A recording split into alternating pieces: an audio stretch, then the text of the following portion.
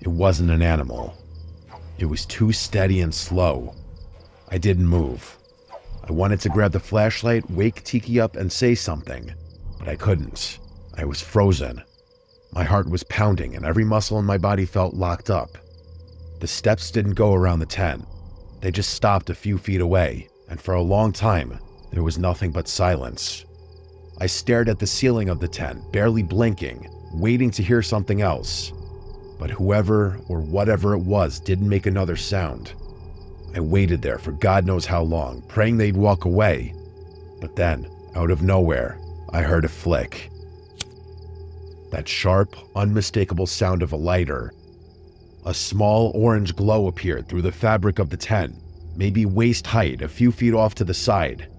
Whoever was out there held the flame steady for a few seconds, then started waving it around slowly. I didn't move. I just stared at it, trying not to make a sound. And then the flame got bigger, way bigger. It went from a flicker to a glow, like they'd lit something, a torch maybe. Then, without warning, the person dropped whatever they were holding. I heard it hit the dirt with a dull thump, and a second later, the side of the tent lit up. The heat came fast, way faster than I expected, and within seconds, the fire started spreading. That's what finally snapped me out of my haze. I woke Tiki up, and she immediately realized what was happening.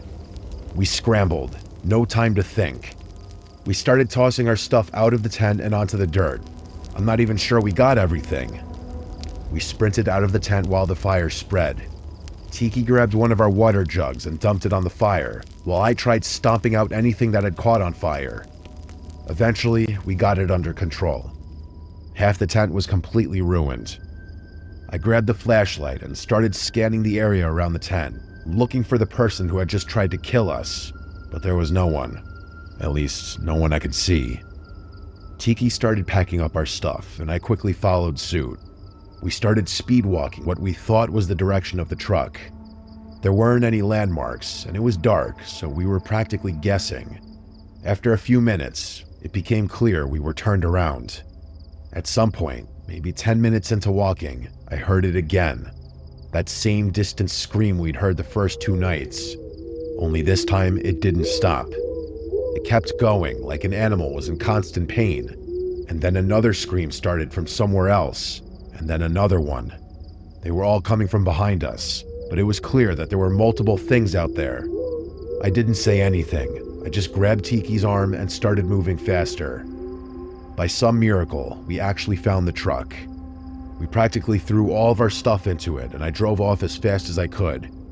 I couldn't go too fast though, the road was rough, and without any light besides my high beams, it felt like every dip and bend could flip us. After what felt like forever, we finally hit a main road. I didn't stop speeding until I saw other cars again. Tiki was holding it together, but I could tell she wanted to cry, and I was doing a really bad job of consoling her. We did call the police to report everything that happened. All I can think about all of this is how if I weren't such a light sleeper, my girlfriend and I could have been murdered that night in the middle of the desert.